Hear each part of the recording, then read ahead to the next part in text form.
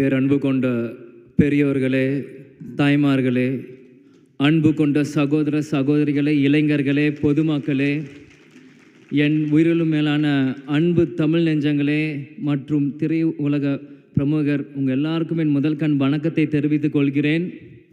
இந்த சொல்லின் சொந்தக்காரர் சொல் என் மூலம் இனி தமிழ்நாடு முழுவதும் ஒழிச்சிட்டே இருக்கும். இது நான் சொல்கிறதில்ல ரொம்ப பெருமையாடுறேன், சந்தோஷப்படுறேன். ஏன்னா சின்ன வயசுலேருந்து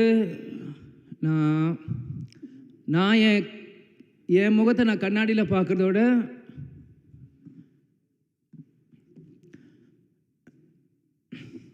எங்கள் அப்பாவை தான் நான் நிறைய வாட்டி பார்த்துட்ருப்பேன்.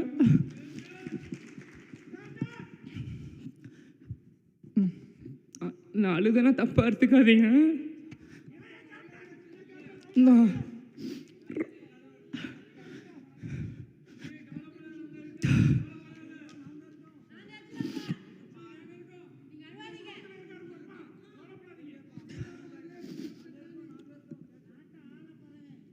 என்னால் அப்பாலாம் ரொம்ப எமோஷனல் ஆயிடுவேன்.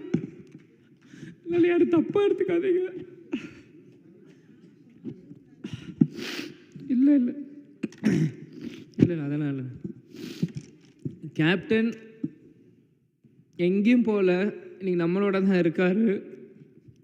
நான் அப்பா இறந்ததுலேருந்து இந்த நாள் வரைக்கும் எந்த மீடியாலையும் நான் வந்து பேசினதில்லை, எதுவுமே யார்கிட்டையுமே நான் பேசலை. இதனோட ஃபஸ்ட் மீட் நான் வெளியே வந்து பேசினது.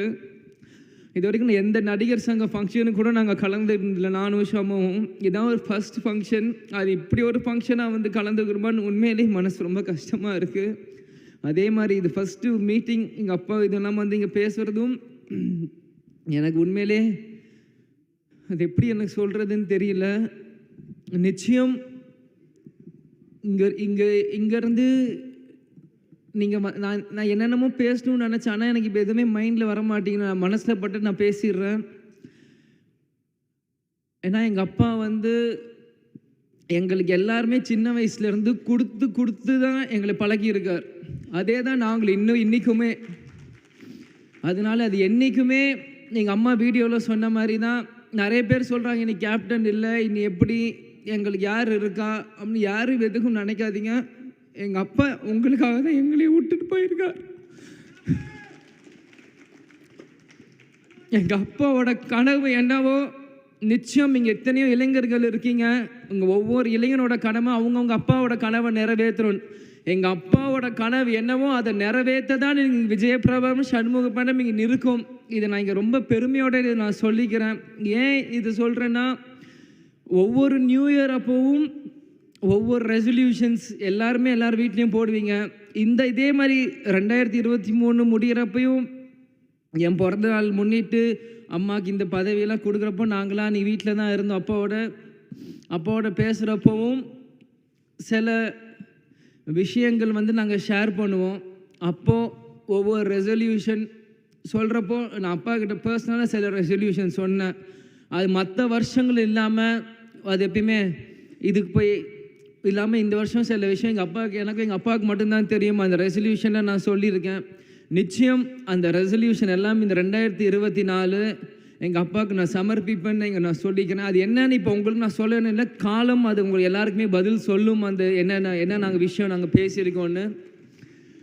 கடந்த 10 வருஷமாக கேப்டன் வந்து உடல்நிலை சரியில்லாமல் எவ்வளவோ கஷ்டப்பட்டார். ஆனால் இந்த 10 வருஷமாக வேறு யாராக இருந்திருந்தாலுமே அவங்க இவ்வளோ தாங்கியிருப்பாங்களான்னு தெரில.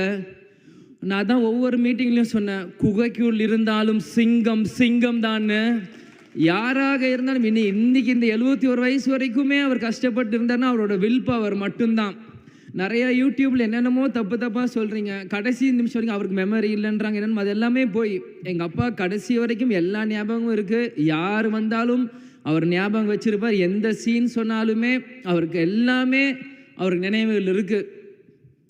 அவர் இறக்கிறதுக்கு 2 நாட்களுக்கு முன்னாடியும் அவர் வந்து எங்கள் வீட்டில் குமாரண்ணன் சோமண்ணன் வேலை பார்த்துட்டு இருப்பாங்க. அவர்கிட்ட கேட்டு யூடியூப்பில் அவர் நடித்த எல்லா படங்களோட பாட்டு போடுன்னு அவர் சொல்லி 25ஆம் தேதி எல்லா பாட்டுகளும் அவரை கேட்டு ராசாத்தி ஒன்றிலிருந்து அம்மன் கோயிலுக்கு எல்லா பாட்டுகளையும் அவர் கேட்டு அவர் ரசிச்சுட்டு இருந்தார்.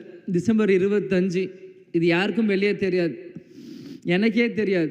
எங்கள் டிரைவர் குமாரனும் சோமனும் தான் சொன்னாங்க. அப்போ சிசிடிவியில் பார்க்கும்போது அவர் தாளம் போட்டுட்டு இருந்திருக்கார். அவர் என்ஜாய் பண்ணி அந்த பாட்டெல்லாம் டிசம்பர் 25 அவர் கேட்டுட்டு இருந்தார். 26 அட்மிட் பண்ணுறோம். எப்பயுமே வந்துருவாருன்னு மாதிரி தான் இருந்தோம், ஆனால் வரல. கேப்டன் சொன்ன மாதிரி தான் இந்த விஜயகாந்த் வாழ்ந்தான், இருந்தான், வாழ்ந்து கொண்டே இருப்பான் இந்த மக்களுக்காக தான் என்று கூடி விடைபெறுகிறேன். அதே மாதிரி நடிகர் சங்கம் இருக்க எல்லாருக்குமே ரொம்ப நன்றி. இந்த மாதிரி ஒரு விஷயத்தை எங்களுக்கு கேப்டனுக்கு நீங்கள் செஞ்சது. அதே மாதிரி நிறைய பேர்னால வர முடிஞ்சிருக்கும், வர முடியாமல் போயிருக்கலாம். இது எல்லாமே நாங்கள் புரிஞ்சுக்கிறோம். எங்களுக்கு யார் மேலேயும் எந்த வருத்தமும் இல்லை, கேப்டனுக்கும் யாருக்கு மேலேயும் எந்த வருத்தமும் இல்லை. அதனால் எங்களுக்கு எங்கள் அப்பாவை பற்றி தெரியும், உங்களுக்கு உங்கள் கேப்டனை பற்றி தெரியும். யார் மேலேயும் வருத்தம் இல்லை. வந்தவங்களுக்கு நன்றி, வராதவங்களும் உங்களோட மனசில் கேப்டனும் இருப்பார்னு எங்களுக்கு தெரியும். எங்களுக்கு யார் மேலேயும் எந்த கோபமும் இல்லை, எந்த வருத்தமும் இல்லை.